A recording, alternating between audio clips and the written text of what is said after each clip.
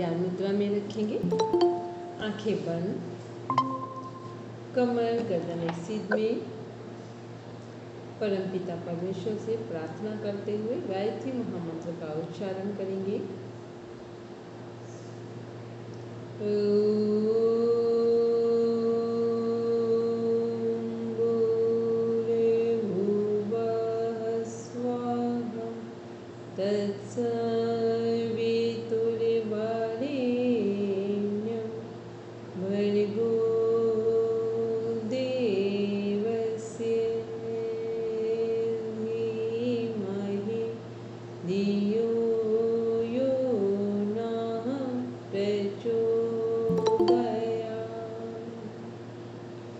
Now rub your palms,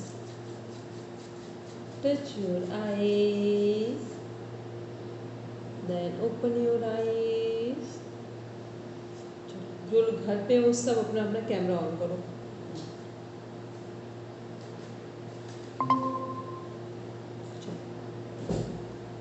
उनका जो लोग घर पे हो सब अपना अपना कैमरा ऑन करो। हाँ मैम। चलिए प्रणाम, सबको प्रणाम। चलिए, कितने लोगों को फाइनल उपनिषद कंप्लीट है? पहले तो वो हैंड रेस कर दो। दीप्ति, उपनिषद कंप्लीट। चलो अब जरा कुछ टेस्ट ले ले, सब अपना अपना कैमरा ऑन करके बैठो। थोड़ा पहले देख ले। मीना ठीक है? मोनिका, हेलो मोनिका। मीना और दीप्ति का। पूजा मैम लैपटॉप में कैमरा प्रॉब्लम है, पुराना है। और पूजा, चलिए पूजा कहाँ तक कंप्लीट है? जी मैम पूरे पढ़ लिए वैसे। पूरे? चलिए ठीक। 10। चलिए, बृहदारण्यक उपनिषद में कैरेक्टर के नेम बोलो। अभी भी सबसे बोलने में सब अपना अपना कैमरा ऑन कर लो, क्योंकि हमको बिना कैमरा ऑन किए अब ये जो 20 दिन रहेगा अब इसमें सब कैमरा ऑन करके बैठोगे तो पढ़ाएंगे, ठीक? हाँ हाँ, मीना बोलो। बृहदारण्यक उपनिषद के कैरेक्टर बोल दो, जितने भी हैं मेन कैरेक्टर।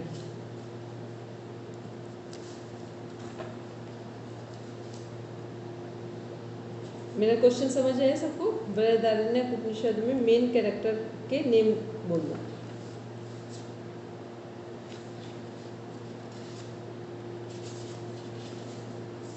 बोलो मीना। गार्गी, नेत्रायण और कात्यायनी। गार्गी, मित्राणी और कात्यायनी। और अभी कुछ और भी है दीप्ति? और बोलो। गार्गी, आशुतिलक, रज्जु और अश्वर। इसमें 5 ये थे। याज्ञवल्क्य के साथ जवाल भी है ना? हाँ जाबाल भी है। जाबाल किसमें है? बृहदारण्यक की छांदोग्य? हम छांदोग्य में। जाबाल छांदोग्य में, ठीक है। फिर इसके बाद आते हैं बृहदारण्यक उपनिषद में ब्रह्मा को किस नाम से जानते हैं? बृहदारण्यक उपनिषद में ब्रह्मा को किस नाम से जानते हैं? बोलेंगे। और दीप्ति मीना को छोड़कर बोलेंगे। पूजा बोलो, किस नाम से जानते हैं? प्रज्ञान। प्रज्ञान नहीं है, बोलो फटाफट। बोलो मीना। तप। बोलो दीप्ति। जलान। जो हमारा बृहदारण्यक उपनिषद है इसमें कुछ चीज़ों को समझ है कि पुरुष के रूप में यह आत्मा एकाकी ही था। चतुर्दिक दृष्टिपात करने पर उसने अपने से भिन्न कुछ भी नहीं पाया। तब उसने अपने को क्या कहा? अपने से भिन्न कुछ भी नहीं है। कौन सा एक वाक्य सुनते हैं हम लोग? बोलेंगे दीप्ति। अहम ब्रह्मास्मि। अहम ब्रह्मास्मि, जो शंकराचार्य जी के चारों वाक्य हैं वो यहीं पर आते हैं, ठीक? ठीक है, वैसे तो पूरे उपनिषद में आएंगे पर यहाँ उनका डायरेक्ट उपयोग किया गया है, ठीक है, मतलब लाइन्स को यूज़ किया गया है। चलिए फिर यहाँ पर है, इसी कारण अभी भी बुलाए जाने पर कोई व्यक्ति पहले अयम महम अर्थात ये मैं हूँ कहने के बाद ही अपना अन्य नाम बतलाता है।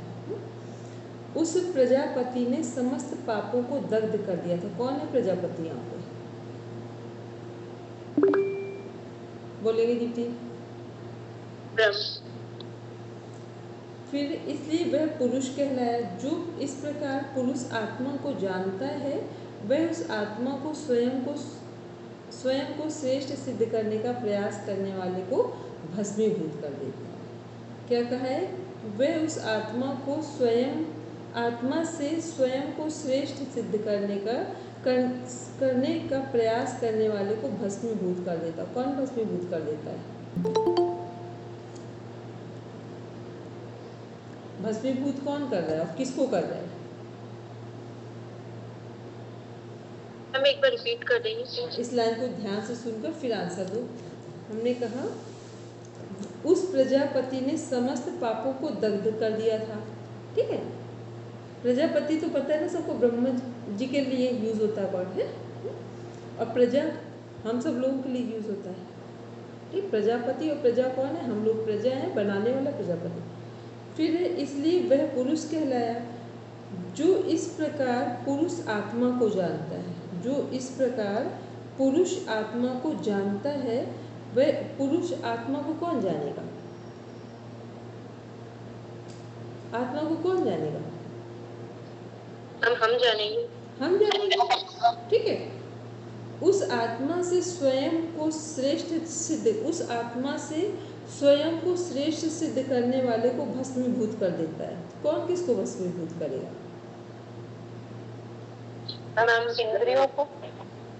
इंद्रियों को। अब ये क्वेश्चन का आंसर, अभी क्वेश्चन लिख लो, कौन किसको भस्मीभूत करेगा? बृहदारण्यक उपनिषद की इंपॉर्टेंट लाइन को अभी रिप्लाई देना कि किसको भस्मीभूत करने की बात की जा रही है और कौन करेगा, किसको करेगा। फिर नेक्स्ट है इसी में, मन को आत्मा माने तो वाणी को क्या मानेंगे? प्रणाम प्रणम।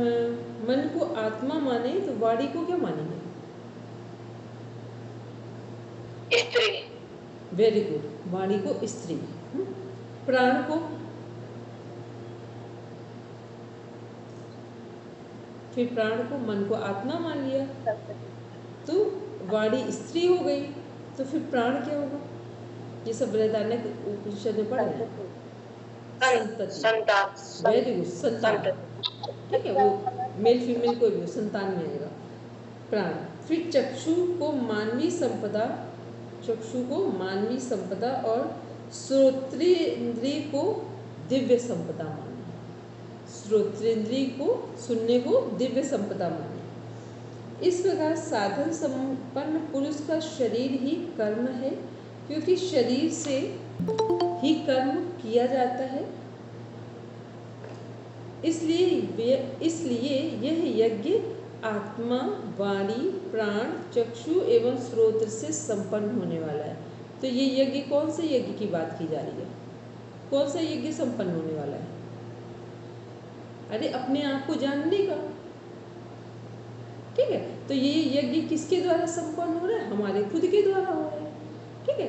तो खुद के द्वारा होगा तो कौन से राजयोगिक उपनिषद है? तो क्या लग रहा है यहाँ पे सब में ध्यान की साधना हो रही है, ठीक है। राजयोगिक उपनिषद है तो और कोई चीज़ यहाँ पर यूज ही नहीं कर, मतलब कि अपने आप को, आत्म तत्व को जानने के लिए क्या हम लोग साध्य है? हमारा ध्यान है। इसलिए यज्ञ 5 चीज़ों से संपन्न होने वाला है। कौन कौन से 5 है? आत्मा का संबंध मन से, वाणी का संबंध स्त्री से, प्राण चक्षु, प्राण संतान से, चक्षु एक श्रोतेंद्रिय है और एक दिव्येंद्रिय, एक मानवीय संपदा है और एक दैवी संपदा है। तो श्रोत्रिय क्या है? दैवी संपदा है। फिर इसी में है, हाँ बोलेंगे पढ़ने में, कौन से वाला उपनिषद कर रहे हैं? बृहदारण्यक उपनिषद, ठीक है, थैंक यू। फिर इसके बाद इसी में है समस्त कर्मों का उक्त उपादान कारण यह आत्मा शरीरस्थ जीवात्मा है। ये क्वेश्चन आ चुका है। शरीरस्थ जीवात्मा आत्मा को ही बोला जाता है। किसके अनुसार? बृहदारण्यक उपनिषद में आत्मा क्या है? शरीरस्थ जीवात्मा है। देखो उपनिषद के क्वेश्चन बहुत कठिन नहीं है, लेकिन थोड़े से डिफरेंट जरूर है, क्योंकि समस्त कर्म शरीर से ही उत्पन्न होते हैं। सारे कर्म कहाँ से उत्पन्न हो रहे हैं? शरीर से उत्पन्न हो रहे हैं। ये समस्त कर्मों का शाम है, ये समस्त कर्मों का साम है, क्योंकि ये सब कर्मों का धारण करता होने से यह आत्मा सब कर्मों का क्या है? ब्रह्मा है। आत्मा क्या है? सभी कर्मों का ब्रह्मा है। आत्मा के द्वारा ही नाम, रूप और कर्म, ये लाइन को ध्यान से, ये वाली लाइन ध्यान रखनी होगी। आत्मा के द्वारा ही नाम, रूप और कर्म, ये तीनों उत्पन्न हुए हैं। ये अतः ये तीन पृथक होते हुए भी एक आत्मा ही है, एक आत्मा है। और ये आत्मा एक होते हुए भी तीन में विभक्त है। ये आत्मा समय सत्य से आच्छादित और अमृत है। प्राण ही अमृत स्वरूप है। प्राण क्या है? अमृत स्वरूप है। नाम और रूप ही सत्य है। नाम बोलते हैं नाम सत्य है, ठीक है। नाम और रूप ही सत्य है। इन दोनों से ही प्राण आच्छिन्न है। आच्छिन्न में अलग है कि जुड़ा हुआ है? प्राण क्या है? जुड़ा हुआ है कि अलग है? जुड़ा हुआ है। जुड़ा हुआ है, ठीक है। प्राण जुड़ा, जैसे आच्छादित बोलते हैं, यानी पूरा कवर्ड है, तो आच्छादित जुड़ा हुआ है, ठीक, जुड़ा हुआ है। चलिए अब नेक्स्ट इसी में हम लोग देखते हैं। अब आते हैं जो बृहदारण्यक उपनिषद में कुछ स्टोरीज हैं, उनको एक एक लाइन, दो दो लाइन में कनेक्ट करेंगे। कौन बताएगा स्टोरीज को? बस दो दो लाइन में करेंगे, बहुत डीप में नहीं जाएंगे हम। जिनको स्टोरीज पता है, जो जाएंगे बोलेंगे देवासुर की कथा, तो वो स्टोरी किससे किसको जोड़ रही है, क्या बताने के लिए स्टोरी जो याज्ञवल्क्य जी की कनेक्ट हो रही है, वो हमें क्या समझा रही है स्टोरी? मुझे पूरी स्टोरी नहीं पता है, बस थोड़ा सा मुझे सार पता है। सार पता है कि हाँ, मतलब प्राण को स्पेशल मतलब मान के फिर उसकी आराधना करके, जिससे मतलब असुरों से देवता जीत गए थे। ठीक है, असुरों से देवता जीत गए थे, ठीक है। तो ये जो याज्ञवल्क्य, मैत्राणी, ये सब, ये इनकी कथा क्यों यहाँ पे रखी गई है? मेरे पास तो भी इतना ही है, और मुझे आगे का पता नहीं, आप बता दीजिए। मुझे अभी समझ में नहीं आई थी जो भी अपनी लाइन कही, क्योंकि ट्रेन हमने कहा जो याज्ञवल्क्य, मैत्राणी, ये सब नाम अभी बोले थे ना बृहदारण्यक उपनिषद में, तो ये यहाँ पर इस क्या स्टोरी है इनकी बृहदारण्यक उपनिषद में, बोलेंगे कृष्णा जी? मैम, याज्ञवल्क्य जी की दो पत्नियां थी, जो एक धार्मिक थी और एक गृहस्थ थी। जब उन दोनों के बीच में उन्होंने अपनी गृहस्थी का सारा सामान बांटा था, तो जो मैत्रेयी थी, उन्होंने ब्रह्म विद्या का ज्ञान उनसे मांगा। तब उन्होंने आत्मा अरेवा मंतव्य इति ऐसा उपदेश दिया कि आत्मा प्रिय है, इसलिए आत्मा का कोई हमें क्यों प्रिय लगता है, क्योंकि उसकी आत्मा हमें प्रिय लगती है, इसलिए वो हमें प्रिय लगता है। तो ये आत्मज्ञान का एक सार उन्होंने इस एक सूत्र में देने का प्रयास किया। ये दोनों पत्नियों के बीच आत्मज्ञान की ही चर्चा हो रही है, ठीक है। आत्मज्ञान के महत्व को ही बताया जा रहा है। चलो इसमें कुछ वाक्य है, किसी को याद है कौन सा वाक्य है इसमें? जैसे अस्तु मां सद्गमय था, तो वो यहाँ पे कौन सा वाक्य है? अस्तु मां सद्गमय हम ब्रह्मास्मि है, और ब्रह्मा नेति नेति भी, ठीक है, नेति। ये क्या है? तीनों वाक्य जो महावाक्य हैं वो यहाँ पर दिए गए, तो उनको ध्यान में रखेंगे कि कौन कौन से महावाक्य हैं, तो इन और किस उपनिषद में। चलिए अब आते हैं इसमें से छांदोग्य। स्टोरी आप बता रहे थे ना, स्टोरी बस यही वाली एक ही है, जैसे बस ये रचना मैम ने बताया। हाँ, ये इसमें केवल इतना, और कुछ ध्यान नहीं रखना। रचना जी ने भी थोड़ा डीप में बताया, केवल ये सब आत्मज्ञान पर आधारित स्टोरीज हैं, ठीक है। यहाँ पर जो चर्चा की गई वो आत्मज्ञान पर आधारित चर्चा की गई है स्टोरीज में। फिर इसके बाद इसी में देखते हैं छांदोग्य उपनिषद। इसमें हमारा जो अंगिरस है उसका अर्थ क्या है, बोलेंगे दीदी? हम अंगों का रस बताया है। फिर बृहस्पति हम बुद्धि का देवता। किसके देवता में से? तो बुद्धि की वाणी।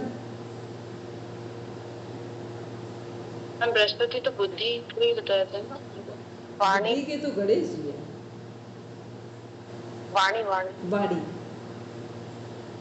ठीक, वाणी के देवता बृहस्पति जी है। फिर इसी में देखते हैं, इसका जरा वो सीक्वेंस कनेक्ट करो। पंच महाभूतों का रस, इसके पूरे सीक्वेंस को कनेक्ट करो। पंच महाभूतों का रस क्या है? पृथ्वी है दीदी। Very good. फिर पृथ्वी का रस? जल है, जल का औषधि है। जल का औषधि का औषधि है, पुरुष का वाणी है। पुरुष का वाणी है, ठीक है। अब आते हैं दूसरा, वाणी का रस। ये तो आप एक छांदोग्य में है। छांदोग्य तो पूछ रहे हैं दीप्ति, छांदोग्य वाणी का और ऋक का साम है। ऋक का साम है और साम का उद्गीत, ठीक है, ठीक है। एक बार इसका एक चार्ट बनाओ, एक बार सब चार्ट बनाओ उसका। हाँ बोले दीप्ति, सब चार्ट मैम ये तो ये छांदोग्य में है।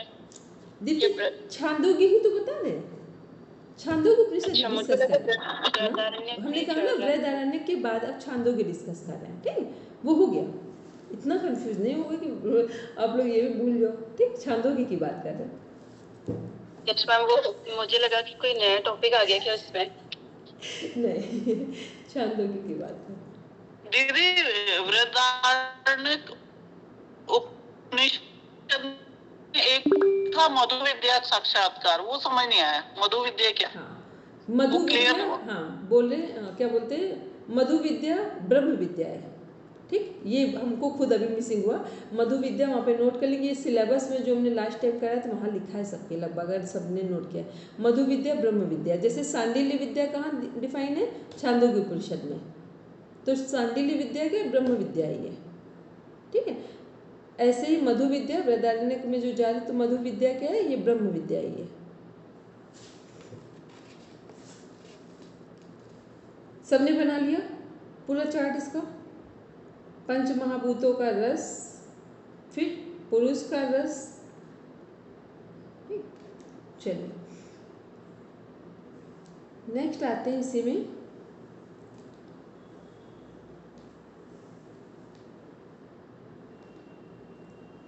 इस लाइन को पूरा सुनेंगे।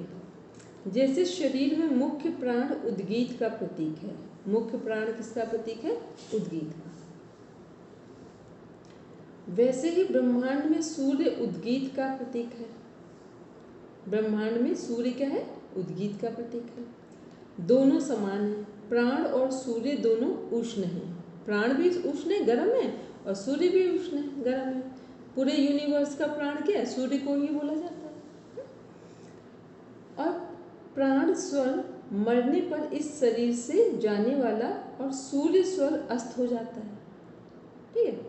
अगर प्राण निकल गया शरीर से तो क्या बोले? सूर्य अस्त हो गया हमारे शरीर का। फिर वह प्रत्यय स्वर अस्त होने के बाद लौट आता है। जो सामान्य यूनिवर्स में जो सूर्य है वो सुबह फिर आ जाएगा, शाम को अस्त होगा, सुबह फिर उदय होगा। अब इसको अपने शरीर की यात्रा में देखें कि यदि शरीर की डेथ हो गई है तो प्राण निकल गया है, और फिर शरीर ने, फिर आत्मा ने कोई नया शरीर धारण किया तो प्राण आ जाएगा। क्योंकि प्राण क्या कर रहा है? प्राण को दो तरीके से समझते कि प्राण, यदि कोई व्यक्ति जीवित है तो जीवित में व्यक्ति में प्राण चल रहा है, लेकिन प्राण चल रहा है ये आप नहीं तय कर सकते हैं कि वो व्यक्ति एनर्जेटिक भी है, वो व्यक्ति कुछ करने योग्य है, परमात्मा को पाने योग्य है, ये नहीं कह सकते। क्यों नहीं कह सकते हैं? क्योंकि जीवित होने में प्राण का स्तर सेम है, लेकिन प्राण की जो एक प्रोग्रेस होती है वो वहाँ नहीं है। तो साधना क्या कर रही है, जितने भी योग हैं वो क्या करते हैं, प्राण को मजबूत बनाते हैं। तो जब प्राण मजबूत बनता है तो एक व्यक्ति, साधारण से साधारण व्यक्ति भी अपने आत्म तत्व को जानने के लिए रिस्पॉन्सिबल होता है। और जब प्राण हमारा कमजोर होता है तो आत्म तत्व तो दूर की बात है, हम सामान्य जीवन के भी जो कार्य हैं उन्हें भी ठीक ढंग से नहीं कर पाएंगे। तो सारी की सारा जो कुछ भी हम पढ़ेंगे सब में किसकी उपासना की जा रही है, राजयोग उपनिषद में भी ब्रह्म की संज्ञा किसको दी गई है, प्राण को दी गई है। ब्रह्म की संज्ञा किसको दी गई है, प्राण को दी गई है। मान लो हम लोग ओम चैंटिंग करें तो ओम चैंटिंग में आपको लगता है कि यदि हम लोग ओम चैंटिंग बिल्कुल मरी हुई आवाज़ में करें तो आपको उससे लाभ मिलेगा, नहीं मिलेगा। ठीक है, ओम चैंटिंग में भी जब एक जागृत वॉइस होगी, ऊर्जा होगी जिस ओम चैंटिंग में, उसके रिजल्ट मिलते हैं।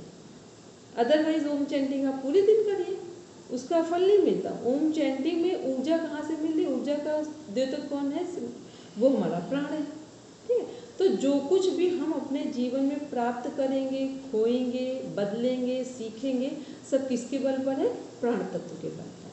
तो ये प्राण क्या है, हमें सामान्य जीवन में भी उपलब्धि दिला रहा है और जो हमारा आध्यात्मिक जीवन है वहाँ पे भी हमें अपने आत्म तत्व में पहुँचने में सपोर्ट कर रहा है। अब देखते हैं इसी में नेक्स्ट है प्राण, वाणी और अन्न। शरीर में प्रतीक देखेंगे, प्राण, वाणी और अन्न। फिर ब्रह्मांड में प्रतीक देखेंगे, ब्रह्मांड में देव, अंतरिक्ष और पृथ्वी। फिर देखेंगे आदित्य, वायु और अग्नि। फिर साम, यजु और ऋग्वेद। ये क्या है, उद्गीत शब्द का अर्थ है, उद्गीत शब्द के अर्थ हैं। फिर इसी में अब कुछ कहानियां हैं जिनको लिखते जाएंगे, अपना नाम लिखना हो तो नाम लिख लेंगे। ये सारे क्वेश्चन पूछे जा चुके हैं जितना हमने पेपर में चेक किया है लगभग। आख्यान जो है वो कौन कौन से हैं, शिलक, दालभ्य और प्रवाहर। कुछ नाम है, शिलक, दालभ्य और प्रवाहर। फिर दूसरा है महिदास। तीसरा है सत्यकाम और जावाली की कथा, जो इम्पोर्टेंट नाम है। फिर है प्राण और इंद्रियों में श्रेष्ठता का संवाद, प्राण और इंद्रियों में श्रेष्ठता का संवाद। फिर इसी में है हमारा श्वेत केतु, उसका पिता गौतम और राजा जाबाली प्रवाह। श्वेत केतु बस ध्यान रखेंगे तो भी कंप्लीट होगा। फिर है श्वेत केतु और उनके पिता का संवाद। फिर नारद और सनत कुमार की कथाएं कहाँ आती हैं, छांदोग्य उपनिषद। नारद जी और सनत कुमार की कथाएं कहाँ हैं, छांदोग्य उपनिषद में। फिर प्रजापति, इंद्र और विरोचन की कथा भी छांदोग्य उपनिषद में।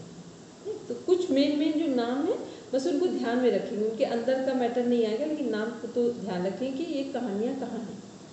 इसके बाद है सांडिल्य विद्या, सभी को पता है कहाँ पर है सांडिल्य विद्या, छांदोग्य उपनिषद में। ठीक है, मधु विद्या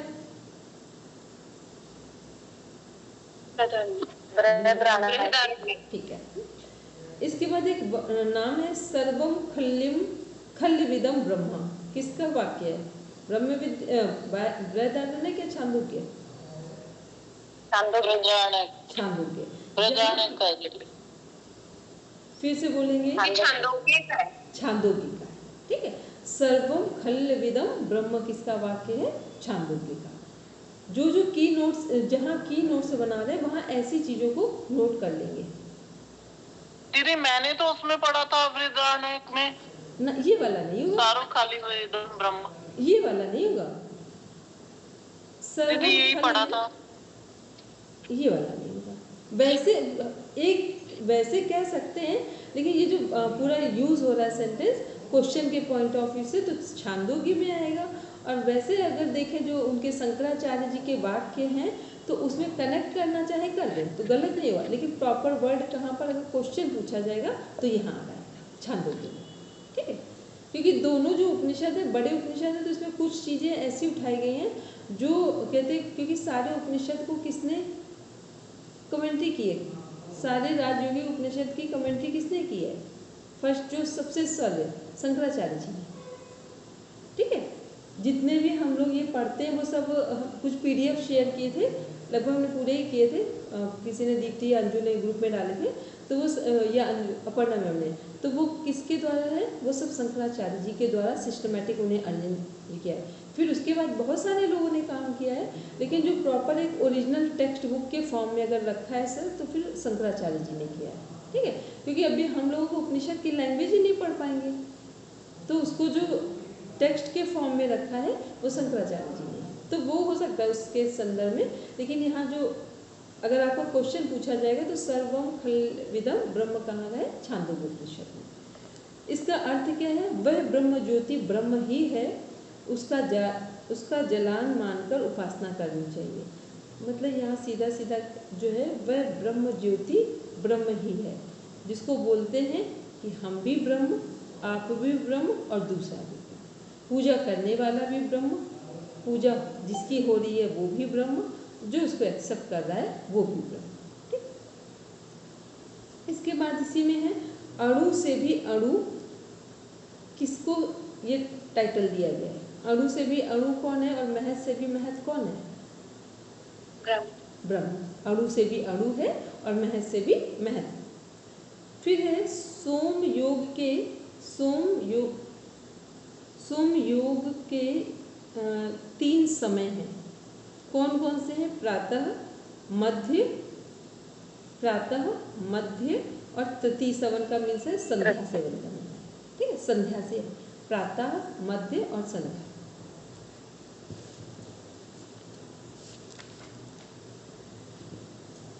अब एक बार देखते हैं यहाँ पर, ये भी साधना के समय हो गए जो सोम योग जो हुए, सुबह शाम रात्रि का भी है, लेकिन राजयोग में रात्रि साधना को कनेक्ट नहीं करते, हठ योग में कर देते हैं।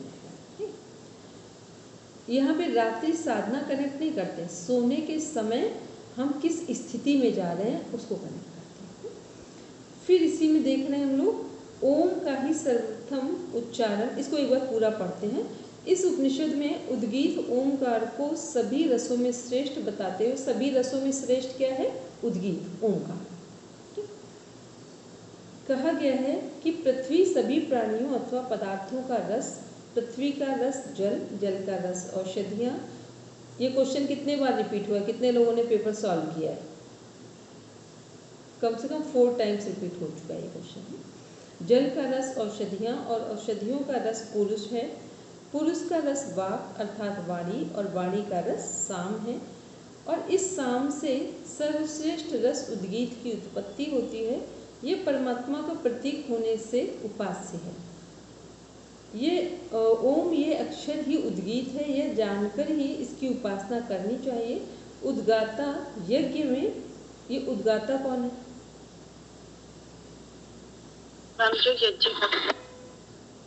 उद्गाता यज्ञ में ओम का उच्चारण करके उद्गान करता है। मान लो हम ही लोग कर रहे हैं, ठीक है, तो उद्गाता हो गए, बोलते हैं ना ध्याता ध्येय ध्यान, ठीक है।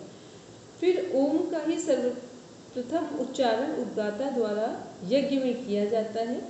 उद्गीत और प्रणव की ऐक्यता को बताते, देखो अब यहाँ पर क्या कहा जा रहा है, उद्गीत और प्रणव की ऐक्यता को बताते हुए कहा गया है जो उद्गीत है, ठीक। अब ये पूरी लाइन को कनेक्ट कर लेंगे, जो उद्गीत है वही प्रणव है, और जो प्रणव है वही उद्गीत है। तो ये तो क्लियर हो गया ना, प्रणव उद्गीत एक है, तो इसका मतलब ओमकार भी वही हो गया, ठीक। तीनों ही एक है, प्रणव ओम और उद्गीत तीनों एक है। जो ये सूर्य है वही उद्गीत है, सूर्य है मतलब जो हमारा प्राण तत्व है वही उद्गीत है। फिर वही प्रणव है, क्योंकि यही गमन करते हुए ओम का उच्चारण करता रहता है। प्राण तत्व को हटा दे तो ओम का उच्चारण कौन करेगा, ठीक है। फिर छांदोग्य उपनिषद 1.5.1 में है। इसके बाद है इस उपनिषद के उद्गीत उपासना के तत्व को उदर सांडिल्य से व्यक्त किया गया। तो सांडिल्य विद्या हो या उदर सांडिल्य हो, दोनों ही कहाँ है, छांदोग्य उपनिषद में है। और क्या है, जो ब्रह्म विद्या की बात कर रहे हैं। इसके महत्व को बताते हुए कहा गया है कि मनुष्य जब तक उसकी उपासना करता रहेगा तब तक उसका जीवन इस लोक में उत्कृष्ट से उत्कृष्ट होता जाएगा, ठीक। उत्कृष्ट से उत्कृष्ट का मतलब है आत्म तत्व को प्राप्त करना, ठीक। बोलेंगे अर्जुन,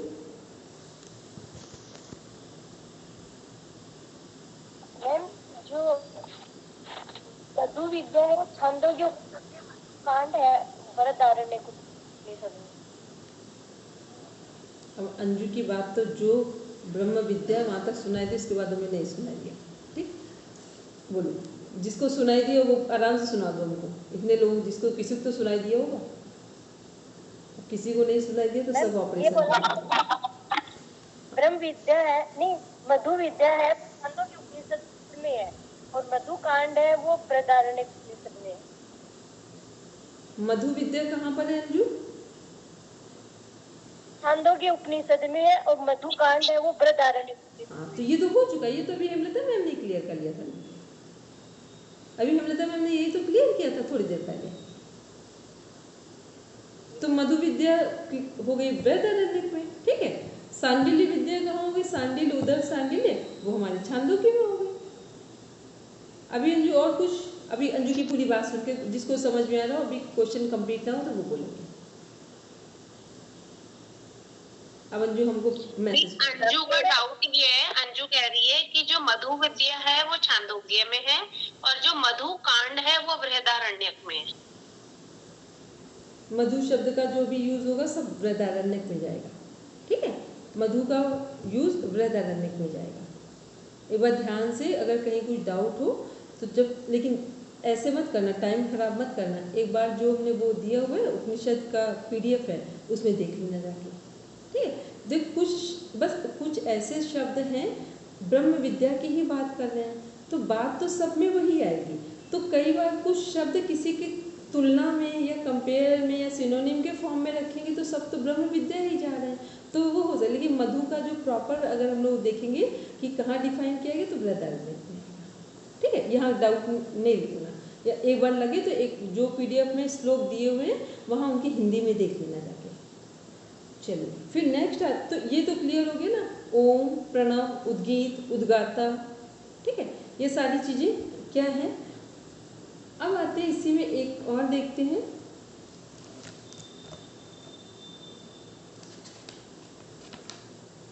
छांदोग्य उपनिषद के कुछ वाक्य हैं। एक तो अभी हम लोगों ने सर्वम खल्य विदम ब्रह्म पढ़ा, दूसरा और कोई?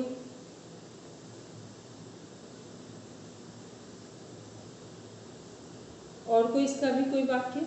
अस्तोमा सद्गम्य किसका था? वो तो अस्तोमा सद्गम्य बृहदारण्यक।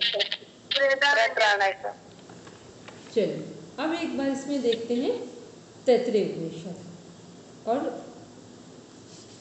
तैत्तिरीय उपनिषद को और देखते हैं। तैत्तिरीय उपनिषद जो है हमारा किस उससे लिया गया है? वेद से।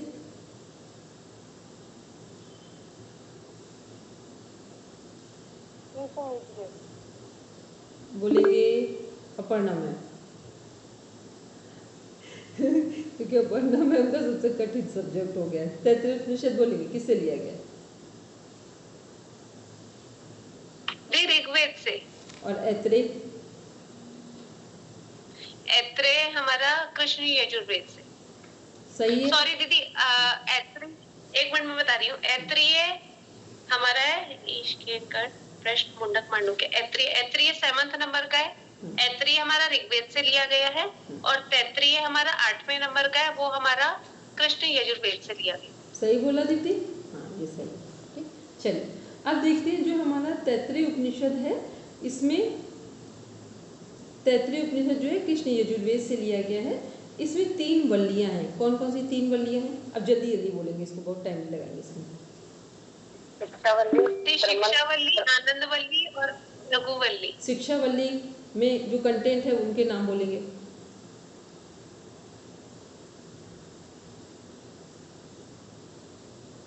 शिक्षावल्ली के अंदर क्या डिफाइन किया बोलेंगे दीप्ति? मैम संहिता है। कौन कौन सी?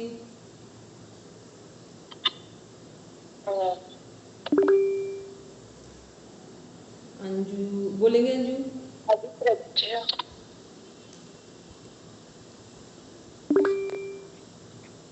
अधिग्रहण, अधिग्रहण, अधिलोप, अधिगति।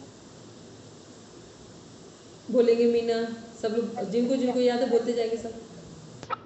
अधिलेप, अधिदेवम, अधिप्रज्ञम, अधिविद्यम और अध्यात्म।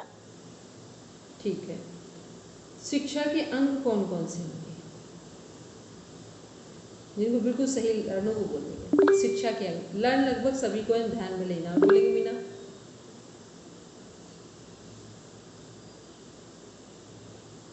बोलेंगे पर्णा मैम और हेमलता मैम। वर्ण स्वर जी दीदी, शिक्षा के अंग हाँ तो 6 हैं।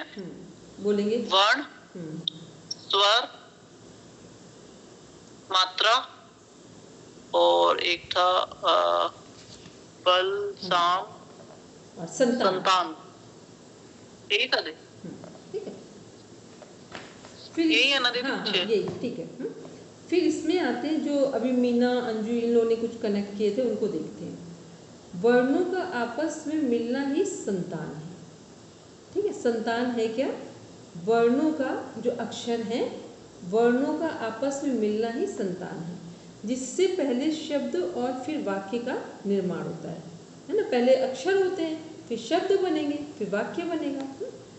इस संतान को ही संहिता कहा जाता है। संहिता किसे बोला जाता है? संतान को। इस संहिता को 5 लोकों के संदर्भ में महासंहिता कहा जाता है। इस संहिता से ही उपनिषद ज्ञान का उदय हुआ है। संहिता से ही किसका उदय हुआ है? उपनिषद का। ये तो कंफर्म है ना, ये क्वेश्चन रिपीट वाला क्वेश्चन है कि इस संहिता से ही उपनिषद ज्ञान का उदय हुआ है। फिर जैसे वर्णों में पूर्व वर्ण और उत्तर वर्ण होता है और दोनों के बीच में अवकाश संधि होता है, जिसे अन्य वर्णों के द्वारा पूरित किया जाता है, जिसे संतान कहते हैं। इसी प्रकार सभी लोकों के संदर्भ में भी जानना चाहिए। चलो अब कुछ बस एक का नाम लेते हैं हम, अधिप्रज। अगर ढंग से पढ़ा है तो आंसर सही आएगा। अधिप्रज है, इसका पूर्व रूप क्या होगा? अधिप्रज का माता। तो एक हमने बता दिया, तो आगे का क्या होगा? उत्तर क्या होगा? यदि पूर्व माता है तो आगे क्या? पिता। Very good. फिर संधि क्या होगा? संधि बीच का। संधि मीन्स हो गया ना जो गैप आ रहा है। प्रजा। प्रजा। प्रजा प्रजा हो गया। ठीक है। फिर उससे आगे का संतान में प्रजनन। संतान में क्या हो गया? प्रजनन हो गया। संतान का मतलब हो गया ना आगे की चीजें बढ़ रही, तो प्रजनन हो गया। तो इस लाइन को ध्यान से, और किसी को भूल भी जाना, इसको सब लर्न कर लेना। अधिप्रज को लर्न कर लेना। और एक इसको हम फिर बोल रहे हैं, अधिप्रज का पूर्व क्या है? माता, उत्तर रूप है पिता, संधि है प्रजा, और संतान है क्या? संधान है प्रजनन। ठीक है, संधान है प्रजनन। अब इसका अधिलोक वाला एक सब चेक कर लें।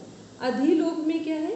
पूर्व पृथ्वी है, ठीक, और देव उत्तर रूप हो गया, फिर संधि आकाश हो गया, और फिर संधान वायु हो गया। अब इसी का एक थोड़ा सा आगे वाला पार्ट देख लें। जो अधिभूत पंचक है, अध्यात्म पंचक है, इनमें लर्न नहीं करना है, बस इनको ध्यान में रखना, थोड़ा सा कॉमन सेंस यूज करेंगे। अधिभूत पंचक और अध्यात्म पंचक। तो पृथ्वी का अधिभूत पंचक क्या होगा? अग्नि और जल। पृथ्वी का अधिभूत पंचक क्या होगा? उससे ऊपर के 2 ले लो पृथ्वी से, तो क्या होगा? अग्नि और जल। फिर उसके बाद अध्यात्म पंचक में क्या होगा? प्राण, चक्षु और चल। प्राण, चक्षु और चल। फिर अंतरिक्ष का अधिभूत क्या होगा? अधिभूत पंचक वायु और औषधि। सबको पता है ना, चंद्रमा की रोशनी के बिना कोई औषधि सिद्ध नहीं होती है। ठीक, पूरा जितना हम लोगों का आयुर्वेद है, उसमें किसी भी औषधि को सिद्ध करने के लिए चंद्रमा की किरणों का होना आवश्यक है। तो अंतरिक्ष, वायु और औषधि। फिर प्राण क्या है? प्राण में कौन सा आएगा? अध्यात्म पंचक में प्राण, व्यान, अपान, उदान और समान। ये सीक्वेंस है यहाँ पर। प्राण, अपान साथ में नहीं, प्राण, व्यान, अपान, उदान, समान। फिर प्राण को किससे कनेक्ट करते हैं? एक बार सब देख लें। प्राण को चक्षु से, सबको पता है प्राण सूर्य से कनेक्टेड है, तो आंखों को किससे कनेक्ट किया जाता है? आंखों की रोशनी को सूर्य से। ठीक। फिर व्यान क्या है? श्रोत्र है, क्योंकि हवा में चीज़ चल रही है, ठीक है। तो व्यान को जो है हमारे स्रोत से, कानों से कनेक्ट किया जाता है आवाज़ में। अपान क्या है? अपान को मन से कनेक्ट किया जाता है। उदान को, जो उदान वायु है, सबको पता है उदान वायु कहाँ है? वाक सिद्धि के लिए, ठीक। ये जो कंठ का स्थान है उदान वायु से कनेक्ट होगा। फिर समान क्या है? त्वक, पूरी जो हमारी त्वचा है उस पर किसका इफेक्ट आता है? समान का। अब देखते हैं इसी में जो हमारा प्राण था वो चक्षु है और चर्म है, उसके आगे का पार्ट। फिर व्यान का श्रोत्र है और आगे मांस है। तो आप वो इसको हटा दो क्योंकि ये आयुर्वेद में कनेक्ट हो जाए। और लिखना चाहो तो देख लो, प्राण चर्म है, व्यान मांस है, अपान स्नायु है। स्नायु संस्थान बोल दे, स्नायु संस्थान कहाँ है? स्नायु संस्थान हिंदी का जो वर्ड है ये किससे कनेक्टेड है? कौन सा सिस्टम है? Nervous system. नर्वस सिस्टम, ठीक है। चलिए सही। पर दीदी जो आप समझा रही हो कुछ समझ में नहीं आ रहा। कुछ इसको समझेंगे भी नहीं, बस जिनको थोड़ा बहुत डीप में पढ़ रखा उनको समझ में आ जाए, बाकी सब छोड़ देंगे, यहाँ नहीं समझेंगे बहुत, ठीक है। इसको थोड़ा सा इतना सा ध्यान रखिए कि अगर समान प्राण आ जाए हमारा तो चक्षु, श्रोत्र, मन, वाक, त्वक आ जाए तो कनेक्ट तो कर लेंगे कि त्वक से है। त्वक का मतलब त्वचा से कनेक्ट हो रहा है, ठीक है। फिर मज्जा, ये क्या है? ये हमारा आयुर्वेद वाले वर्ड हैं। चर्म, मांस, स्नायु, अस्थि, मज्जा। अब समझ में आए किसको? अच्छा कुछ भी समझ में आया पहले हम देख लें ताकि हम समझ पाए इतना डीप पढ़ा है कि नहीं पढ़ा। नहीं पढ़ा है तो उसमें आप कुछ मत पढ़ना, ठीक। अब ऐसे फिर क्वेश्चन नहीं पढ़ना, अगर नहीं पढ़ पाए हो तो फिर नहीं पढ़ना, क्योंकि अब एक्स्ट्रा कुछ भी नहीं पढ़ना। इसके बाद ये है, ये ब्रह्मांड, ये लाइन को नहीं पता हो तो लिख लो। ये ब्रह्मांड और पिंड के तीन तीन पंचक हैं। ये ब्रह्मांड और पिंड के, यहाँ ब्रह्मांड कौन है और पिंड कौन है? ये तो कंफर्म कर दो। ब्रह्मांड पिंड तो शरीर है और ब्रह्मांड जो पूरा यूनिवर्स है। तो ब्रह्मांड पूरा यूनिवर्स हो गया, पिंड क्या है? हमारा शरीर हो गया। कि तीन तीन पंचक हैं जो एक दूसरे की पालना करते हैं। तो आप पंचक हटा दो, केवल ब्रह्मांड और पिंड को ध्यान रखेंगे कि जो कुछ भी ब्रह्मांड में घटित होता है वही हमारे पिंड में घटित होता है, उसका इफेक्ट हमारे पिंड में आता है। इसके बाद इसमें देखते हैं ब्रह्मानंद वल्ली। एक शिक्षा वल्ली है, एक ब्रह्मानंद वल्ली है। क्वेश्चन में जहाँ कहीं पे आनंद वल्ली लिखा हो या ब्रह्मानंद वल्ली, दोनों एक ही है, ठीक। आनंद वल्ली और ब्रह्मानंद वल्ली सेम है। तो जो हमारा ब्रह्मानंद वल्ली है, यहाँ पर एक श्लोक आता है। कौन सा मंत्र बोलते हैं यहाँ पर ब्रह्मानंद वल्ली में? ओम सहना सहनावतु सहनौ भुनक्तु सह वीर्यं कर्वावहै तेजस्विनाधीमस्तु माँ विदुषा वहे। ये क्या है? कहाँ पर? ब्रह्मानंद वल्ली का मंत्र है। फिर है सत्यम ज्ञानम अनंतम ब्रह्म। सत्यम ज्ञानम अनंतम ब्रह्म। ये पुरुष अन्न और रस से बना हुआ है। ऐसा पुरुषो रसमय। अब इसमें देखते हैं जो कोश हैं उनको एक बार चेक कर लेते हैं। 5 कोश हैं और उनका कोश का सिर, दक्षिण भाग, वाम भाग, धड़, पूंछ, ये हटा दो, इसको फिर यहाँ कंफ्यूज है। बस 5 कोश ध्यान रखेंगे, अन्न में, प्राण में, मनु में, विज्ञान में, आनंद में। अब इसमें कुछ चीज़ों को ध्यान रखेंगे कि जो हमारा आनंदमय कोश है ये क्या है? प्रमोद, आनंद, इसका कोश है। प्रमोद का मीन्स भी आनंद से ही है। शरीर कौन सा होगा आनंदमय में? सूक्ष्म, कारण, कारण से। स्थूल शरीर कहाँ पर है? पंचकोश में, अन्नमय, ठीक है। फिर प्राणमय में, सूक्ष्म, मनोमय में, फिर विज्ञानमय में। जो हमारा स्थूल शरीर है वो अन्नमय में है, फिर प्राणमय में, तीनों में सूक्ष्म हो गया। प्राणमय में भी सूक्ष्म, मनोमय में भी सूक्ष्म है और हमारा विज्ञानमय में भी सूक्ष्म है। फिर कारण कहाँ है? हमारा आनंदमय में है। ठीक, ये क्वेश्चन आता भी है, उसको ध्यान में रखिए। फिर अन्नमय कोश को सर्वोषध कहा गया है। प्राणमय कोश को सर्वायु कहा गया है। सभी कोश का आकार एक ही है, अर्थात एक के अंदर दूसरा क्रम से क्या कर रहा है, भेदन कर रहा है। इसका एक के अंदर दूसरे से क्या मतलब है, एक के अंदर दूसरा कोश है, इसका क्या अर्थ है? जैसे सबसे पहले आपका अन्नमय कोश हुआ, उसके अंदर उसका एक सब पार्ट आपका मनोमय कोश हुआ, उसके अंदर फिर प्राणमय हुआ। इसका एक एग्जाम्पल प्याज के जैसे ले सकते हैं कि पहली परत जो हो गई वो हमारी अन्नमय कोश हो गई, उसके अंदर वाली मनोमय, उसके अंदर प्राणमय, फिर विज्ञानमय उसके अंदर, और सबसे आखिरी जो हुई, जो सबसे छोटी हुई, वो हमारी आनंदमय हो गई। इसको ये भी कह सकते हैं कि जितना जितना हम साधना के द्वारा अपने आप को विकसित करते हैं, उतना उतना गहराई में उतरते हैं, सूक्ष्म में जाते हैं। जो चीज़ें हमें बाहर दिख रही हैं, मान लो जिस व्यक्ति की साधना का स्तर बहुत गहरा नहीं है, उसे क्या लगता है कि बस जितना संसार है इतना ही है, ठीक। और एक कदम आगे जाते हैं तो प्राणायाम का अच्छा अभ्यास करते तो हमें क्या समझ में आने लगता है, अपने बॉडी का मैकेनिज्म समझ में आने लगता है। और गहराई में जाते हैं तो हमारे अपने विचारों का मैकेनिज्म समझ में आने लगता है कि थॉट प्रोसेस कैसे काम कर रही है। और आगे जाते हैं हम लोग तो क्या समझते, ये एक लेयर भी कह सकते हैं, और लेयर से भी ज़्यादा कह सकते हैं कि साधना की गहराई में जाने पर सूक्ष्मता में जा रहे हैं। प्याज की लेयर तो सेम ही लगेंगी, प्याज में तो जो पहली लेयर है वही अंतिम में भी प्याज ही है, लेकिन साधना में बाहर जो है वो अंतिम में नहीं है, ठीक। बाहर शरीर है, हाँ, वहाँ आत्म तत्व को उपलब्ध होंगे। तो यहाँ पे प्याज का उदाहरण कुछ लोग लेते हैं, पर प्याज का उदाहरण सटीक नहीं है, क्योंकि प्याज के अंदर प्याज ही मिलता है, चाहे जितने अंदर चले जाए। लेकिन यहाँ तो पूरी ट्रांसफॉर्मेशन हो रही है, हमारी जो जर्नी जहाँ से स्टार्ट हुई थी वो पूरी बदल गई है। एक व्यक्ति जिसे हम लोग ना, एक जाति दूसरी जाति में बदल रही है, ठीक है। तो ये क्या है, ये साधना की गहराई का परिणाम है। तो यहाँ प्याज से इसका कंपेयर नहीं करेंगे, ठीक, किसी से भी कंपेयर नहीं करेंगे। इसमें कारण शरीर क्या होता है वो एक बार ही बता दो। स्थूल तो जो हमें दिख रहा है, जैसे हमारा शरीर हो गया, सूक्ष्म माइक्रो लेवल पे हुआ जिसमें हम फील कर सकते हैं। तो कारण शरीर क्या होगा, कारण में अनुभव किया जाता है, ठीक। तो आत्मा क्या है, अनुभव का विषय होता है। जब हम लोग पूरी गहराई से अपना मतलब कि साधना की गहराई में पहुंचेंगे तो क्या है, आत्मा अनुभव के विषय में जा रहा है, ठीक है।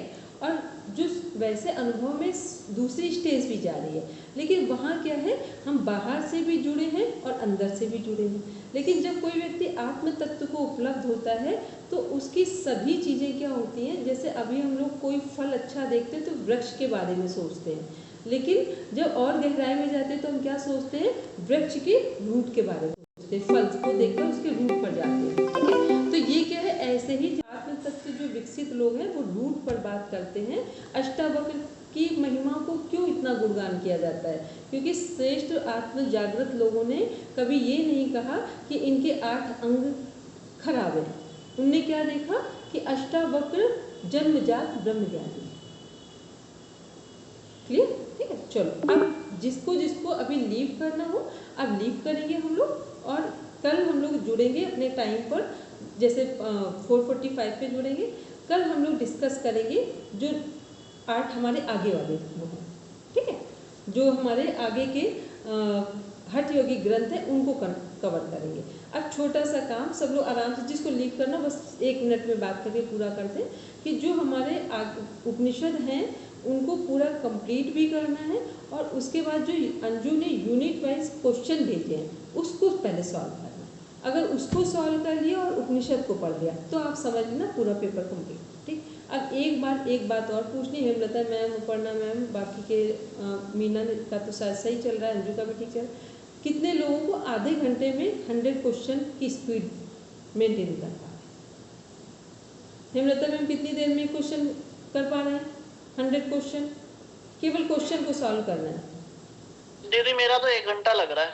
नहीं, अब सब लोग 100 क्वेश्चन जो है वो अच्छे से समझ के तो 1 घंटा ही लग रहा है। नहीं, अब समझ के नहीं करेंगे, जिस अगर जो कर रखा है उसमें आधा घंटा लग रहा है। हाँ, तो अगर रिवीजन कर रहे हैं ना, जो कर चुके हैं, तो वो तो आधे घंटे में, क्योंकि उसके आंसर पता ही है। ठीक है।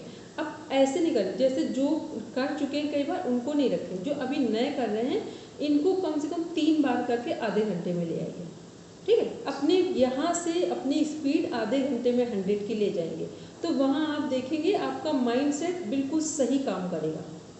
ठीक है, क्योंकि माइंड को भी क्या है, जैसे इसको काम दे दो वैसे ही समझने की अपनी कैपेसिटी डेवलप कर लेता है।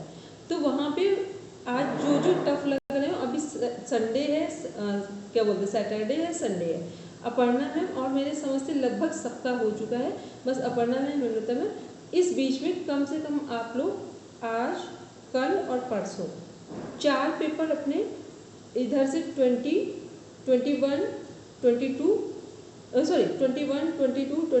24, ठीक है, ये 4 फर्स्ट पेपर और 4 लेंगे सिलेबस वाले पेपर, इनको सॉल्व कर लीजिए।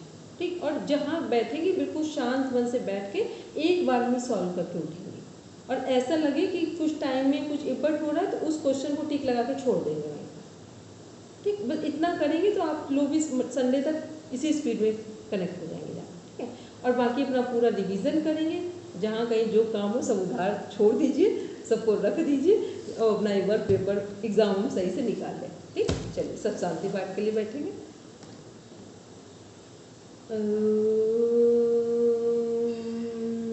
शांति शांति शांति, सर्वारिष्ठ सुशांतिर्भवतु।